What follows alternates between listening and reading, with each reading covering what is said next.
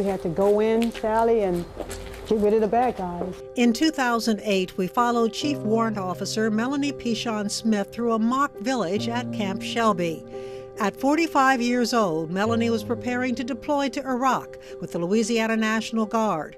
Quite a contrast to her other vocation, evangelist. I see you in your future, and you look much better than you do right now. That sure doesn't look like Evangelist Smith, Pichon Smith. No. But this is the other side. This is the other side.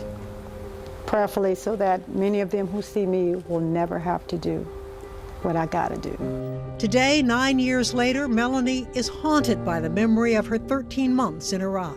In combat, I never witnessed so much darkness. You could cut it, it was just so dark. And every time it got dark, you knew that it was gonna be a fight. And so you would see, you know, the bombs, you would see the missiles, you would see all that coming in and out, and you could smell death. Still today, Melanie says she cannot stand being in dark theaters or large crowds. And she is now divorced since returning from Iraq. She says veterans of war need support and understanding.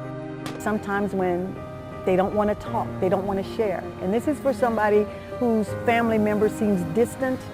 It's not that they don't love you. There's this space that veterans need sometimes, and they don't want anybody in it. Melanie admits for a time she was even angry with God. I remember coming back, and in my prayer time, I said, God, I don't want to talk to you because I thought you loved me. I thought you cared about me, but you put me in a place where I didn't feel love. I want to be who I was. I want to be normal. And then a little voice said, well, I'm going to need you to go back to Iraq so that you can become who I need you to be for this season. And a new season did arrive. It's a phenomenal place for phenomenal children because their moms, dads, and grandparents served our country. Melanie, now retired after 32 years of military service, operates a daycare center at Jackson Barracks. This is where she finds joy and purpose. I'm sorry. I was talking to Miss Sally. Say hello, Miss Sally. It was always Melanie's dream to operate a daycare center, as her mother and grandmother had done. And one day, the door opened. I got word that the general was looking for child care for the base that I was on. So you said, here am I.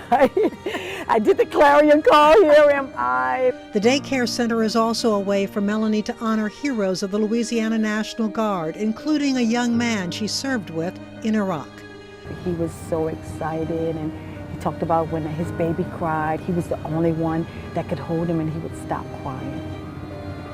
And then one night, mid-August, I got the unnotorious knock on the door. Chief, we have a KIA. Killed in action. Jose Ulloa was 22. His picture and the pictures of other members of the Louisiana National Guard who lost their lives in Iraq are on the wall of heroes in the nursery school. That we never forget. And I allow the children to touch it. It's got little fingerprints on it, but we will never forget their sacrifices. Melanie named her center Giggles in memory of Sergeant Ulloa. He always smiled and always laughed. He had like a little chuckle. And so laughter means life. And so because of his sacrifices and many other veterans, our children are free to giggle. And Melanie is continuing her ministry. If I didn't think there was a God before I went to Iraq, I know there is a God. While I was in Iraq, I still had to preach, Sally. I still did Bible study. But can you imagine doing Bible study with bullets across your waist, holding your weapon, your little knife alongside your leg? Could you imagine being strapped to preach the gospel? But he kept me. Even through that, he kept me.